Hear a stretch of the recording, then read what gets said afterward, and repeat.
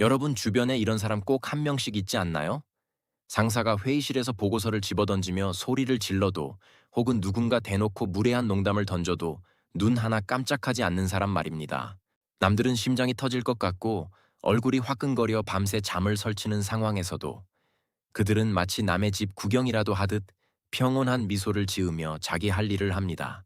그들을 보며 우리는 생각하죠. 저 사람은 태어날 때부터 강철 멘탈인 걸까? 아니면 감정이 아예 없는 사이코패스인 걸까? 하지만 인문학과 뇌과학의 관점에서 보면 답은 전혀 다릅니다.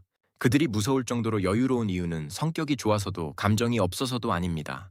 단지 그들의 뇌 구조 안에서 소방관이 경보기보다 훨씬 더 빠르고 영리하게 움직이고 있기 때문입니다. 우리가 일상에서 겪는 수많은 화와 짜증, 그리고 자존심 상하는 순간들은 사실 여러분의 잘못이 아닙니다. 그것은 단지 여러분의 뇌 속에 설치된 화재 경보기가 너무나 민감하게 반응하고 있다는 신호일 뿐이죠. 오늘 이 영상에서는 남들의 공격에도 흔들리지 않는 사람들의 비밀을 파헤치고 여러분의 뇌를 무서울 정도로 여유로운 구조로 재설계하는 구체적인 방법을 알려드리려 합니다.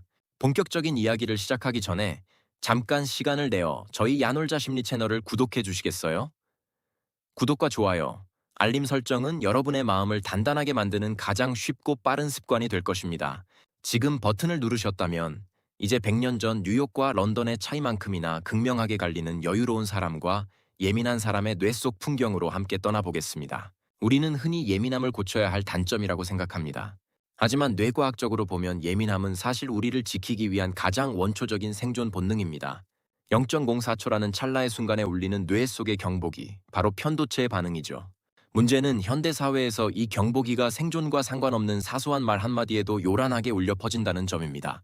이제부터 그 요란한 경보음을 끄고 상황을 장악하는 소방관을 깨우는 여정을 시작해 보겠습니다. 우리가 무례한 말을 들었을 때 심장이 뛰고 얼굴이 붉어지는 것은 여러분의 의지가 약해서가 아닙니다. 이것은 우리 뇌 속에 설계된 정교한 생존 시스템 때문인데요. 뇌과학적으로 보면 우리 뇌에는 화재 상황을 알리는 경보기와 불을 끌어 달려오는 소방관이 공존하고 있습니다.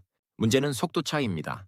외부에서 자극이 들어오면 뇌의 편도체, 즉 경보기는 단 0.254초 만에 비명을 지르기 시작합니다. 이때 우리 몸은 즉각적인 전투태세에 돌입하죠. 심장 박동이 빨라지고 얼굴이 화끈거리며 목소리가 떨리는 현상은 이 경보기가 아주 성실하게 작동하고 있다는 증거입니다. 반면 이성적 판단을 담당하는 전전투엽, 즉 소방관이 현장에 도착하는 데는 0.3초가 걸립니다. 감정이 이성보다 무려 2배 빠르게 우리를 장악하는 것입니다. 많은 분이 이 0.26초의 공백 사이에서 무너집니다. 어떤 분은 회사에서 팀장님의 업무 조정이 자신을 배려한 것임에도 불구하고 순간적으로 자존심이 상해 기분이 싹 가라앉는 경험을 하기도 하죠. 내가 일을 못해서 남들에게 짐을 나눠준 것 같다는 자책의 경보기가 소방관보다 먼저 울려 퍼졌기 때문입니다. 이처럼 우리는 스스로를 잘 안다고 생각하지만 정작 내 안에서 어떤 경보기가 울리고 있는지 공부하는 시간은 턱없이 부족합니다. 여유로운 사람들은 이 짧은 찰나를 다루는 기술이 남다릅니다. 그들은 단순히 화를 참는 게 아니라 감정의 해상도를 높이는 훈련을 합니다. 막연하게 기분 나빠라고 뭉뚱그리는 것이 아니라 내 감정이 짜증인지 분노인지 혹은 수치심인지 명확하게 구분하여 이름을 붙여주는 것이죠. 이것을 심리학에서는 라벨링이라고 부릅니다. 모호한 불안의 이름을 붙이는 순간 우리 뇌의 소방관은 상황을 통제 가능한 정보로 인식하기 시작합니다. 내 예민함이 내 탓이 아니라 뇌의 경보기 때문이었구나 라는 사실을 인지하는 것만으로도 거대한 위로를 얻고 감정의 폭주를 막을 수 있습니다. 내가 모르는 나의 모습을 발견하고 나를 더 잘 알게 되면 주변의 무례한 반응에 휩쓸리는 일은 자연스럽게 줄어들게 됩니다.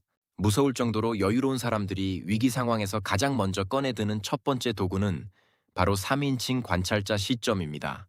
이것은 나 자신을 객관화하는 이른바 자기 거리두기 기술인데요. 화가 치미는 순간 나 지금 너무 화나 라고 생각하는 대신 자신의 이름을 넣어 지혜가 지금 무시를 당해서 서운함을 느끼고 있구나 라고 3인칭 주어로 말해보는 것입니다. 신기하게도 우리 뇌는 주어를 나에서 타인의 이름으로 바꾸는 순간 이 상황을 나의 일이 아닌 타인의 일로 인식하기 시작합니다. 감정 회로가 즉각적으로 진정되는 강력한 스위치가 켜지는 것이죠. 실제 어떤 분들은 이 기술을 역할에 맞는 부캐를 활용하는 느낌이라고 표현하기도 했고, 또 다른 분은 감정의 이름을 부름으로써 나쁜 기분을 퇴치하는 퇴마의식 같다고 말하기도 했습니다. 두 번째 도구는 뇌의 물리적 환경을 강제로 바꾸는 4-8 호흡법입니다. 경보기가 울려 심장이 미친 듯이 뛸 때 우리는 소방관이 현장에 도착해 일할 수 있는 시간을 벌어줘야 합니다. 방법은 간단합니다. 4초 동안 코로 숨을 들이마시고 그 2배인 8초 동안 입이나 코로 천천히 숨을 내뱉는 것입니다. 우리 인간의 신체는 숨을 들이마실 때 수축하고 내뱉을 때 이완되도록 설계되어 있습니다. 따라서 들숨보다 날숨을 훨씬 더 길게 가져가는 것만으로도 요동치던 자율신경계가 평정을 찾기 시작합니다. 이 두 가지 기술이 합쳐지면 일상에서 놀라운 변화가 나타납니다. 예를 들어 출장 가는 남편에게 나도 모르게 짜증을 낸 뒤 속상해서 눈물이 나는 상황을 가정해 봅시다. 이때 배운 대로 숨을 깊게 고르며 관찰자 입장에서 자신의 감정을 들여다보는 것입니다.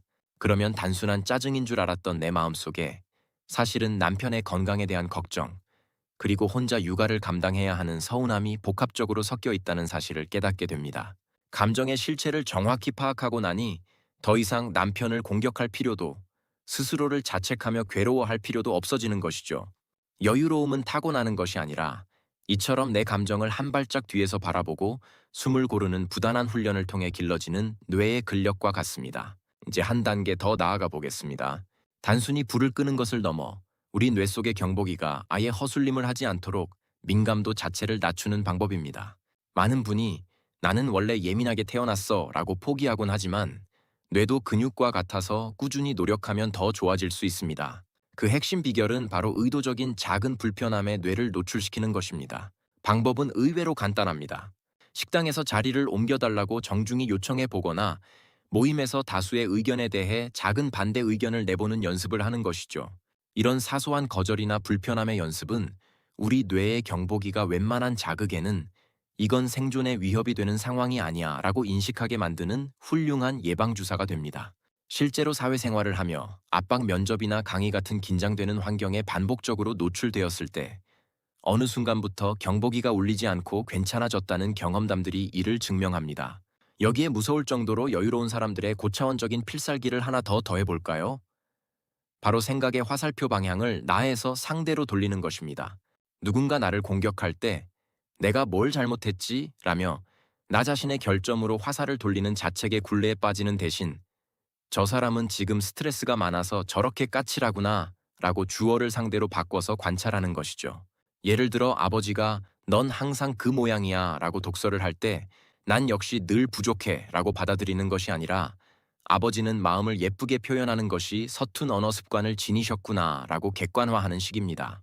문제의 원인을 외부로 객관화하는 순간 우리 뇌의 방어 기제는 해제되고 요동치던 경보기도 즉각적으로 꺼지게 됩니다.